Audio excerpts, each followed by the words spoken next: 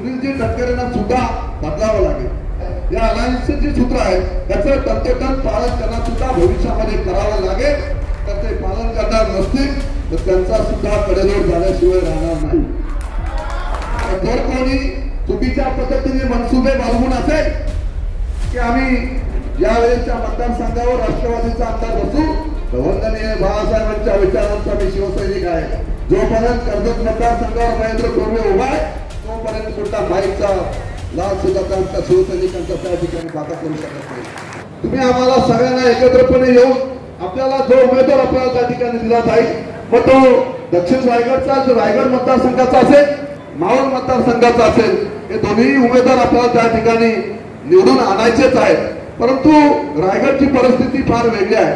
मी नेहमी आपण सांगत असता आपण मला बोलत असता का तू फार प्रखरपणे बोलत असतो, परंतु जी भूमिका आहे ती लोकांपर्यंत मांडली पाहिजे। कार्यकर्त्यांनी मांडलेली, आता सुरेशनी या ठिकाणी आपलाच तालुका प्रमुख आहे त्यांनी भूमिका मांडली, आमचे विकास शेट्टी जी भूमिका या ठिकाणी मांडलेली आहे ती सत्य परिस्थिती आहे की सुनीलजी तटकरेंना सुद्धा बदलावं लागेल। परिस्थिती बदललेली आहे, बदलत्या परिस्थितीनुसार त्यांना सुद्धा जे काय आपली अलायन्स आहे या अलायन्सचे जे सूत्र आहे त्याचं तंतोतंत पालन करणं सुद्धा भविष्यामध्ये करावं लागेल। तर ते पालन करणार नसतील तर त्यांचा सुद्धा कडेलोट झाल्याशिवाय राहणार नाही।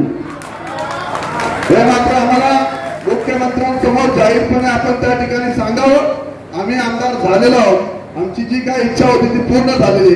पण जर कोणी चुकीच्या पद्धतीने मनसुबे बाळगून असेल की आम्ही यावेळेच्या मतदारसंघावर राष्ट्रवादीचा आमदार बसू, वंदनीय बाळासाहेबांच्या विचारांचा मी शिवसैनिक आहे। जोपर्यंत कर्जत मतदारसंघावर महेंद्र कोरमे उभा आहे तोपर्यंत कुठला माईकचा लाल सुधाकांचा शिवसैनिकांचा त्या ठिकाणी बाधा करू शकत नाही। मी आज त्या ठिकाणी हे जाहीरपणे या ठिकाणी सांगतोय, तटकरे साहेब तुम्हाला जर लोकसभेची उमेदवारी दिली तर माझा प्रत्येक कार्यकर्ता रायगडमध्ये असताना शिवसैनिक त्या ठिकाणी प्रामाणिकपणे काम करेल। परंतु आपण सुद्धा ज्या ज्या निवडणुका पुढच्या जिल्हा परिषद असेल, पंचायत समिती असतील, नगरपालिका असतील, विधानसभा असतील, या साऱ्या निवडणुका आपण सुद्धा अलायन्सचा धर्म त्या ठिकाणी पाळावा हे मात्र आपण जाहीरपणे या ठिकाणी व्यासपीठावर आम्ही या ठिकाणी सांगत आहोत। लोकसभेची निवडणूक मावळ मतदारसंघ आमच्याकडे त्या ठिकाणी येत असतो। मावळ मतदारसंघाला उत्तर रायगडचे 3 मतदारसंघ जोडलेले आहेत, कर्जत असेल, उरण मतदारसंघ असेल, पनवेल मतदारसंघ असेल।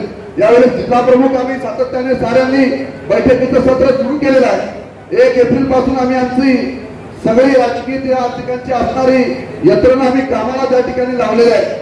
आम्ही या ठिकाणी जाहीरपणे आम्ही ठरवले आहे की तिन्ही मतदारसंघातून, कर्जत मतदारसंघातून सर्वात जास्त आघाडी आम्ही मावळच्या उमेदवाराला त्या ठिकाणी देणार आहोत। अशा पद्धतीचं काम हे संपूर्ण मावळ मतदारसंघातून या ठिकाणी होत असताना रायगड मतदारसंघ सुद्धा मागे राहता कामा नये। कोणत्याही परिस्थितीमध्ये जो उमेदवार आपल्याला त्या ठिकाणी दिला जाईल त्या उमेदवाराचं काम आपण सारे जण इनामे इतरांनी एकत्रपणे त्या ठिकाणी करायचं आहे। कारण हा पक्षाचा आदेश असेल, पक्षाच्या आदेशाचं पालन आपण त्या ठिकाणी करणार आहोत। कदाचित उमेदवाराला देव देणार आहोत, समोरच्या उमेदवाराने चुकीचं पाऊल यावेळेस उचललं तर ही झालेली महाराष्ट्रातली अलायन्स जी आहे ही फार वेगळ्या पद्धतीने, याच्या अगोदर झालेलं राजकारण चालत होतं, यापुढे कोणत्याही परिस्थितीमध्ये चुकीचं राजकारण रायगड जिल्ह्यामध्ये खपवून घेतलं जाणार नाही हे जाहीरपणे या ठिकाणी आपल्याला सगळ्यांना या ठिकाणी सांगतोय। तुम्ही निश्चिंत राहा, जो आदेश पक्षाचा आहे त्याचं प्रामाणिकपणे आपण काम करा, काही फरक या ठिकाणी पडणार नाही। जरी आपण त्यांनी चुकीचे आपल्याशी वागले तरी आपण मात्र शिवसैनिक आज आपल्या राज्यामध्ये मुख्यमंत्री आपले आहेत। मुख्यमंत्री आपले अतिशय सक्षमपणे बारीक लक्ष प्रत्येक मतदारसंघामध्ये त्यांचं आहे, त्यामुळे काळजी करण्याचं कारण कार्यकर्त्यांना या ठिकाणी नाहीये। आपण घाबरण्याचं त्या ठिकाणी काही कारण नाही। कोणी जर आपल्याशी चुकीचं वागला तर ती लाचची संधी असेल, यापुढे ते खपवून घेतलं जाणार नाही।